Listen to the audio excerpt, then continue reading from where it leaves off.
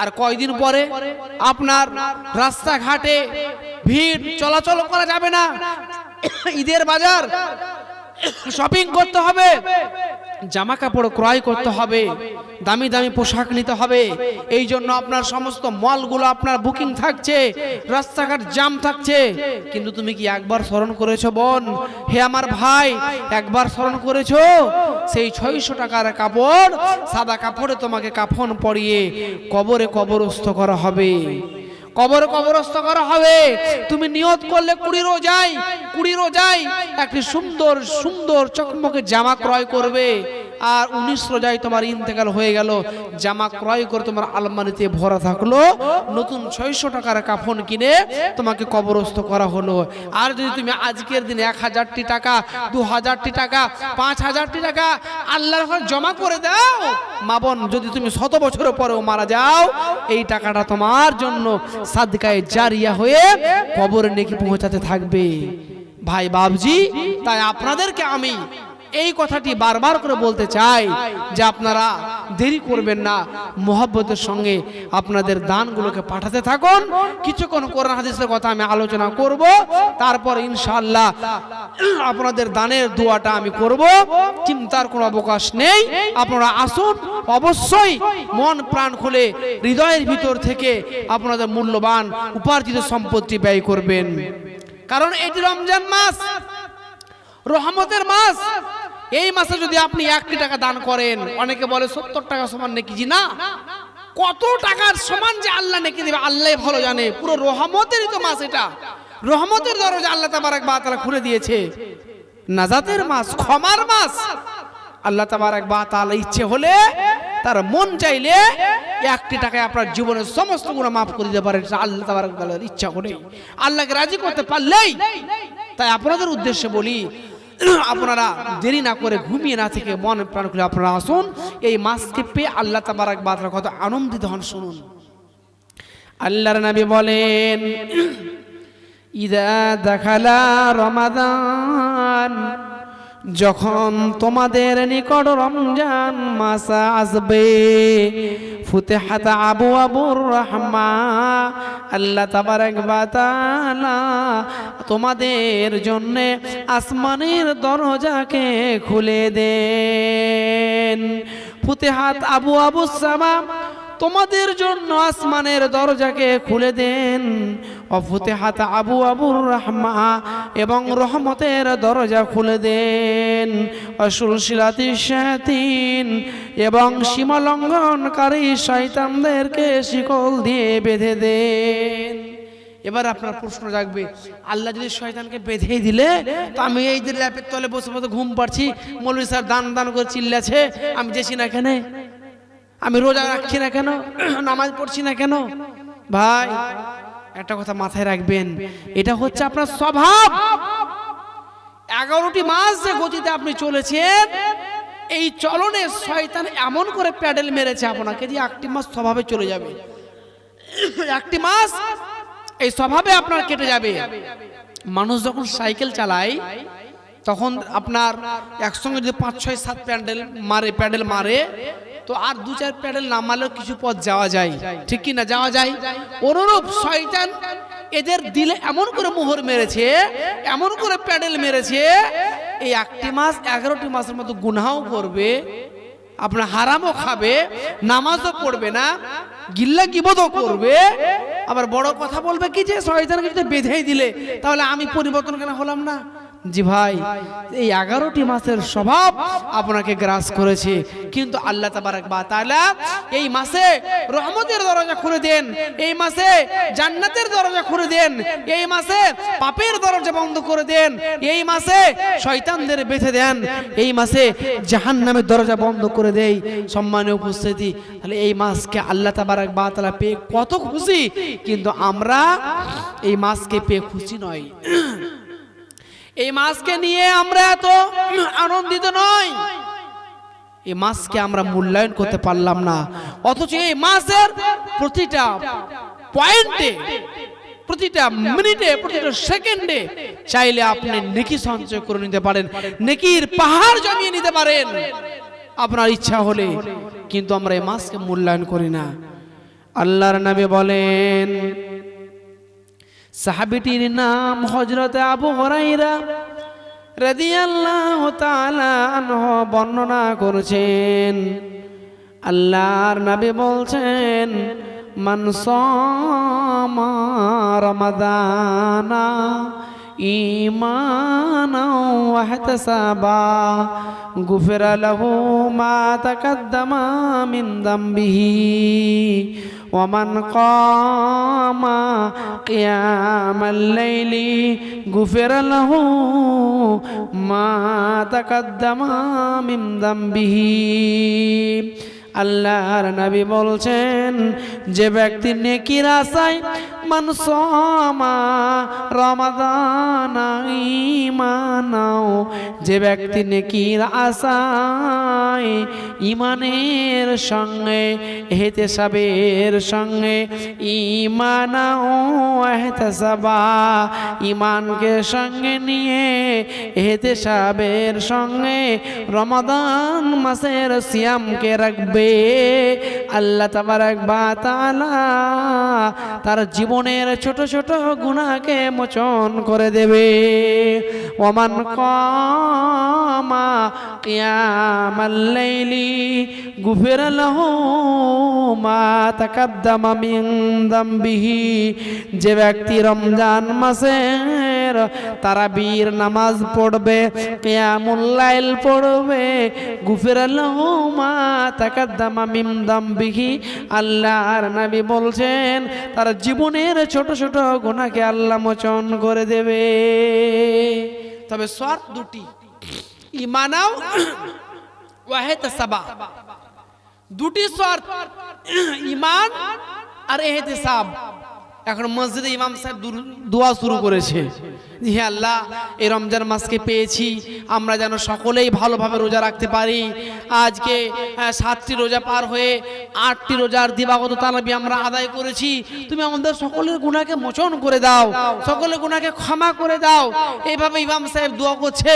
আর বেঈমান যে আছে, যে প্রতিজ্ঞাবদ্ধ হয়ে মসজিদ ঢুকেনি, সে মনে মনে ভাববে আমার গুনাহ মাফ হতেও পারে নাও হতে পারে, কারণ আমি তো 1 মাসের মেহমান, আমি তো 1 মাসের মেহমান, আমি তো আর 11টি মাস নামাজ পড়বো না, আর 11টি মাস কিয়ামুল লাইলও পড়বো না, তাহাজ্জুদও পড়বো না, একটি মাসের মেহমান, তো আমারটা হতেও পারে না হতেও পারে। তা আল্লাহ যদি সম্ভব হয় তো গুনাহ মাফ করেই দিও, গুনাহ খতম মাফ করেই দিও, মোচন করেই দিও, এই মনোভাব কিন্তু থাকলে হবে না। আল্লাহর নবী বলছেন, ঈমান ওয়া ইহতিসাবা, ঈমান এবং ইহতিসাব, ঈমান এবং নেকির আশায় বিশ্বাসের সঙ্গে যে ব্যক্তি রমজান মাসের সিয়ামকে পালন করবে, তার জীবনের ছোট ছোট গুনাহকে আল্লাহ মোচন করবে। ওই যে হযরত ওমর ফারুক রাদিয়াল্লাহু তাআলা আনহুর মতো ঈমান আপনাকে রাখতে হবে। হযরত ওমর ফারুক রাদিয়াল্লাহু তাআলা আনহু বলেছিল, আসমান থেকে যদি এখন এই মুহূর্তে কোনো খবর আসে যে সারা পৃথিবীর মানুষ জান্নাতে যাবে, একজন ব্যক্তি জাহান্নামে যাবে, আমি উমর মনে করব আমি সেই ব্যক্তি। আবার যদি এইরকম কোনো ঘোষণা আসে সারা পৃথিবীর মানুষ জাহান্নামে যাবে, একজন ব্যক্তি জান্নাতে যাবে, আমি উমর মনে করব আমি সেই ব্যক্তি। এই রকম ঈমান রাখতে হবে। কেমন ঈমান?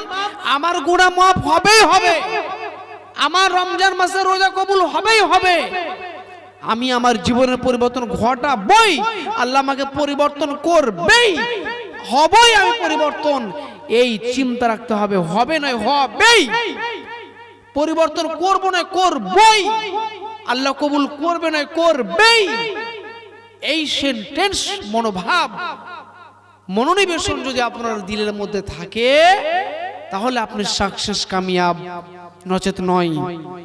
আপনি কিন্তু ইমানদার হতে পারলেন না। একজন সাহাবী, সাহাবীটির নাম হচ্ছে আলকামা বিন হারিস রাদিয়াল্লাহু তাআলা আনহু। সাহাবীটি একদিন আল্লাহ রাসূলের দরবারে এলেন মুলাকাতে। তো আল্লাহ রাসূল বলছেন, তোমরা কারা? তখন সাহাবীটি বলছেন, আমরা হলাম ইমানদার, আমরা হলাম মুমিন। আলকামা বিন হারিস রাদিয়াল্লাহু তাআলা আনহু কে যখন আল্লাহ নবী জিজ্ঞেস করলেন তোমরা কারা, আলকামা বিন হারিস বলছে আমরা হলাম মুমিন। আল্লাহ নবী আশ্চর্য হয়ে গেলেন, মুমিন দাবি করছো, তোমরা কি এমন আমল করো? তোমাদের কি এমন ইমানের জোর আছে যে তোমরা নিজেকে মুমিন দাবি করছো? তোমরা কি এমন তোমাদের আমল আছে যে তোমরা নিজেদেরকে মুমিন দাবি করছো? আল্লাহর নবী বলেন, কোনজন কি বিষয়ে কোন কারণে তোমরা নিজেদেরকে মুমিন দাবি করছো? আলকামা বিন হারিস বলেন, ইয়া রাসূলুল্লাহ, ইয়া হাবিবাল্লাহ, আমাদের বংশের স্বভাব হলো, আমাদের গোত্রের অভ্যাস হলো, আমাদের বংশের স্বভাব হলো, আমরা 5, 5, 10, 5, 15টি জিনিসের উপর বিশ্বাস রাখি, আর 5টা জিনিসের উপর আমরা ঈমান এনেছি, আর 5টা জিনিসের উপর আমল করি, আর 5টা জিনিস হলো আমাদের খানদানের স্বভাব।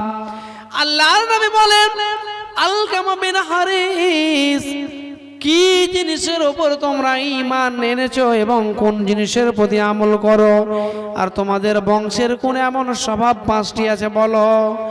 আলকামা বিন হারিস বলছেন, মান আমানা বিল্লাহ ওয়াল ইয়াউমিল আখির ওয়াল মালাইকাতি ওয়াল কিতাবি ওয়ান নাবিয়িন। ইয়া রাসূলুল্লাহ, ইয়া হাবিবাল্লাহ, আমাদের বংশের লোক, আমাদের খানদানের লোক 5টি জিনিসের উপরে ঈমান এনেছে। আল্লাহর উপরে ঈমান, ফেরেশতার উপরে ঈমান, কিতাবের উপরে ঈমান, নবীদের উপরে ঈমান, কিয়ামত দিবসের উপরে ঈমান। এটি হলো আমাদের বংশের লোকের 5টি ঈমান আনার দরজা। আর 5টি আমল, আমরা 5টি আমল করি, আমরা কালেমা পড়ি, নামাজ পড়ি, রোজা রাখি, হজ করি, যাকাত দিই, এই 5, 5, 10টি জিনিস আমরা করি। আর আমাদের 5টি স্বভাব হলো, আমাদের বংশের 5টি স্বভাব হলো, কোনো ব্যক্তি যদি পেট পরিপূর্ণ করে খায়, পেট পরিপূর্ণ করে খেয়েছে, তাহলে আমরা আল্লাহর কাছে শুকরিয়া করি, খেতে পেলে আল্লাহর কাছে শুকরিয়া করি। আর যদি কোনোদিনও অভাব চলে যায়, আমাদের চারিদিকেও শুধু অভাব, রোগ বালাই ছুটে না, রোগ আমাদেরকে গ্রাস করেছে, অভাব গ্রাস করেছে, অভাবের কারণে আমাদের বাড়িতে খাবার নেই, এই খাবার না থাকার কারণে আমরা সবর করি, তাহলে খেতে পেলে শুকরিয়া করি, আর না পেলে সবর করি। আর 3 নম্বরটা হলো, যখন শত্রুর বিরুদ্ধে আমরা লড়াই করি, তখন আমরা একা একা লড়াই করি না, কাফের মুশরিকদের সঙ্গে যখন লড়াই করি, আমরা আমাদের দল, বংশ, খানদান একই সঙ্গে তাদের সঙ্গে দলবদ্ধ হয়ে লড়াই করি। আর 4র্থ নম্বর হলো, যখন কোন শত্রুর বাড়িতে বিপদ হয়, শত্রুর বাড়িতে আগুন লেগেছে, মা মারা গেছে, বাপ মারা গেছে, তখন আমরা তাদের বিপদে আনন্দ লাভ করি না, বরং তাদের পাশে গিয়ে দাঁড়াই। আর 5ম নাম্বারটা, আল্লাহ আমাদেরকে যে অবস্থায় রাখে, আল্লাহর ফয়সালার উপরে আমরা নারাজ হই না। এই 15টি জিনিসের জন্য আমরা নিজেদেরকে মুমিন দাবি করছি। বলুন ইয়া রাসূলুল্লাহ, আমাদের দাবি কি সঠিক? আল্লাহ রাসূল বলছে, তোমাদের দাবি সত্য। আলকামা বিন হারিস রে, তোমাদের দাবি সত্য, তবে যদি আমি আরো 5টা দিই, তুমি নিতে পারবে নাকি বোঝা হয়ে যাবে, ভারী হয়ে যাবে? আলকামা বিন হারিস বলছেন, ইয়া রাসূলুল্লাহ, কাজের ফুরসত বের করে অবসর পেয়েছি, আপনার দরবারে এসেছি, 5, 5, 10, 3, 5, 15টি আমাদের স্বভাব, আর আপনি যদি 5টা দেন তো ভারী হবে? জি না, ভারী হবে না, আপনি বলুন, গোলাপ ফুলের মতো গ্রহণ করে নেব। আল্লাহর নবী বলছেন, আলকামা বিন হারিস রে, আমি 5টি আরো দিচ্ছি, তোমরা গ্রহণ করবে কি? দেখো, নাম্বার 1, আলকামা বিন হারিস রে, যেটা তুমি খাবে না সেটা জমা করবে না, যেটা তুমি খাবে না সেটা জমা করবে না, যেখানে তুমি থাকবে না সেখানে বাসা বাঁধবে না, যেখানে তুমি থাকবে সেখানে বাসা বাঁধবে, যেখানে তুমি থাকবে না সেখানে মাল জমা করবে না, যেখানে তুমি থাকবে সেখানে মাল জমা করবে। আর পঞ্চম নাম্বারটা হলো ও আকিফুম ফিল্লাহ, আর তুমি পৃথিবীর ভিতরে যে অবস্থায় থাকবে আল্লাহর ভয়কে সঙ্গে রাখবে। পরিপূর্ণ মুত্তাকি ডেফিনিশন। আমি যেহেতু বলছিলাম মুত্তাকিকে আল্লাহ তাবারক ওয়া তাআলা জান্নাতের মধ্যে রাখবে স্পেশালিস্ট জায়গায়। আর এই মুত্তাকি মুমিন তারাই যাদের মধ্যে এই গুণগুলো থাকবে। রাসূলের প্রতি পরিপূর্ণ ঈমান রাখতে হবে। আল্লাহর নবী একদিন একটা ঘোড়া বিক্রি করতে যাচ্ছেন, তো এক মুনাফিক দেখে নিয়েছে যে ঘোড়ার দাম কত। তো আল্লাহ রাসূল বলছেন, বোঝানোর জন্য বলছে আপনাদেরকে, যে ধরুন 1000 টাকা। তো 1000 টাকা? জি হ্যাঁ। তো ঠিক আছে 1000 টাকা দিব, বাড়ি চলেন 1000 টাকা নিয়ে নেবেন, আর ঘোড়াটি আমাকে, রাসূল বলছেন আমাকে দিয়ে দেবেন। মুনাফিক ঘোড়া বিক্রি করতে যাচ্ছে, আর আল্লাহর নবী তার ঘোড়াটি ক্রয় করার জন্য দাম বললেন। মুনাফিক চাইলেন 1000, আল্লাহ রাসূল রাজি হলেন। আল্লাহ রাসূল বলছে আমার বাড়িতে বেঁধে দেবে, আর 1000 টাকা নিয়ে তুমি চলে আসবে। এবার রাস্তায় আরেক মুনাফিকের সঙ্গে দেখা, তোমরা বলছে কততে বিক্রি করলি? বলে 1000 টাকা। বলে 1000 টাকা? বলে 1000 টাকা? ছি ছি ছি ছি, আরো 200 দিতাম রে। বেল লাগিয়ে দিল। মুনাফিক তাকে উচকে দিল। মুনাফিক যখন তাকে উচকে দিল, এর মন ঘুরে গেল। কথা খুব মনোযোগ সহকারে শুনবেন, সহিহ রিওয়ায়াত দ্বারা বর্ণনা। তো মুনাফিক এই মুনাফিককে উচকে দিল। নবী মুহাম্মদ সাল্লাল্লাহু আলাইহি ওয়াসাল্লামকে ঘোড়া বিক্রি করে দিল 1000 টাকা। ছি ছি ছি, আরো 200 হতো দাম। তখন এই মুনাফিকের মন ঘুরে গেল। বাড়ির দরজায় গিয়ে বলছে, আল্লাহ রাসূল দাম দরটা ফায়সালা করলেন, ফাইনাল করলেন। আল্লাহর নবী আশ্চর্য, আরে বলো কি, তোমার সঙ্গে দাম 1000 টাকা ফাইনাল হলো আমার, আবার দাম মানে? না, দাম তো ফায়সালা হয়নি। আশ্চর্য। আল্লাহ রাসূল বলছে দাম ফায়সালা হয়েছে, দাম ফাইনাল হয়েছে। আর মুনাফিক বলছে না ফাইনাল হয়নি। আর মুনাফিক বলছে কে সাক্ষী আছে আপনার? কে সাক্ষী আছে দাম ফাইনাল হয়েছে? তখন একজন সাহাবী বলছে, এই আমি সাক্ষী দাম ফাইনাল হয়েছে। তখন মুনাফিক হতভম্ব। ঘোড়াটি আল্লাহ রাসূলকে দিয়ে ওই টাকা নিয়ে ফিরলেন। এবারে আল্লাহর নবী ওই সাহাবীটিকে বলছেন, হে আমার সাহাবী, মুনাফিকের সঙ্গে যখন আমার দাম হয় তখন তুমি ছিলে না। মুনাফিকের সঙ্গে ঘোড়াটি ক্রয় করার জন্য যখন আমার দামাদামি চললো তখন তুমি ছিলে না, তখন তুমি দেখলে না সে পজিশনটা কেমন ছিল। তার সঙ্গে কথা কাটাকাটি হলো, তুমি দেখলে না, শুনলে না, আগে পৌঁছে বুঝলে না। অথচ তুমি বললো যে আমি দেখেছি, শুনেছি, আমি সাক্ষী কেন? তখন সেই সাহাবীটি বলছেন, ইয়া রাসূলুল্লাহ, যার মুখ মানেছে জান্নাত দেখিনি বিশ্বাস করেছি, জাহান্নাম দেখিনি বিশ্বাস করেছি, ফুলসিরাত দেখিনি বিশ্বাস করেছি, হাসর মেহসার দেখিনি বিশ্বাস করেছি, শুধুমাত্র তার মুখ পানেছে, তার কথায় বিশ্বাস করেছি। আর তার জবাব দিয়ে বলছে দাম হয়েছে। মুনাফিক বলছে হয়নি। এটা কোনোদিন মিথ্যা হতে পারে না। এই রূপ ঈমান রাখতে হবে। কেমন বিশ্বাস দেখেন সাহাবা রাদিয়াল্লাহু আজমাইনদের রাসূলের প্রতি, কেমন ঈমান ছিল। শুধুই কি তারা মুত্তাকি ডেফিনেশন পেয়েছে? মুত্তাকির ডেফিনেশন নিয়ে তারা পৃথিবী থেকে বিদায় নিয়েছে?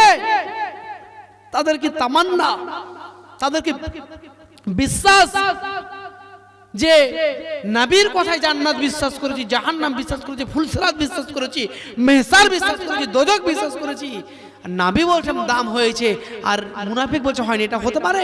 কোনোদিন নয়। বাস্তব নবী যেটা বলছে সে সত্য বলছে। এইরকম ঈমান আমাদের নেই, এইরকম মজবুত ঈমান আমাদের নেই। নষ্ট হয়ে গেছি আমরা, বরবাদ হয়ে গেছি আমরা। আমাদেরকে পৃথিবীর ভিতরে চলাফেরা, উঠা বসা, লেনদেন, মামলাত, মাসরাত সদা সর্বদা আমাদেরকে স্পর্শ করেছে, জঘন্যতার শিখরে আমাদেরকে পৌঁছে দিয়েছে।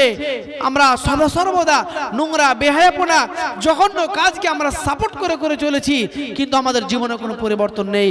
ভাই বাবজি আমার, আপনি তো দুনিয়া থেকে ট্রান্সফার নেবেন, পৃথিবী থেকে তো আপনাকে বিদায় নিতে হবে। পৃথিবী থেকে আপনি সারা জীবনের জন্য এসেছেন, পৃথিবী থেকে আপনি অনন্তকাল অতিবাহিত করবেন। জি না, 60-70 বছর। একজন দার্শনিক বলছে যে একটা ভালো মানুষ মারা গেল, চোখের সামনে দেখলে লোকটি কালকে ঘুরছিল, পরশু ঘুরছিল, 15 দিন আগে কথা বললো আপনার সঙ্গে, সেই লোকটি মারা গেল। মারা যাওয়ার পরে কবরস্থ করা হলো। আর এই দৃশ্যটা দেখার পরে যদি কোনো মানুষ তার মনের মধ্যে মনুষ্যত্ব ফিরে না পায়, তার জীবনের লুকায়িত পশুত্বকে যদি ত্যাগ করতে না পারে, পৃথিবীর কোনো ইউনিভার্সিটি নাই সেই ব্যক্তিকে মানুষ করতে পারে। সে ব্যক্তিকে মানুষ করতে পারে এরকম কোনো ইউনিভার্সিটি নেই। একটা ভালো মানুষ মারা গেল, চোখের সামনে তার জানাজা হলো, কবর হলো, তারপরে দেখছে তার জীবনের কোনো পরিবর্তন নাই, এই ব্যক্তিকে পৃথিবীর কোনো ইউনিভার্সিটি মানুষ করতে পারবে না।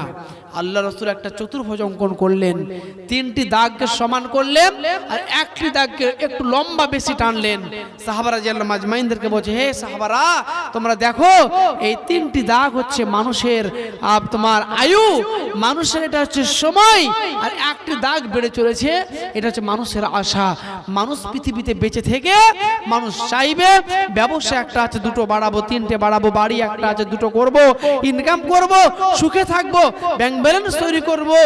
কিন্তু মানুষের এই চিন্তা নেই পরকালে যে আমি সুখের জীবন নেব, পরকালে যে আমি জান্নাতের ঘরের মেহমান বানবো, এইরকম কোন আমল করে পৃথিবী থেকে বিদায় নেব, এই চিন্তা, এই মনোভাব আমাদের মধ্যে উপলব্ধি করা যায় না।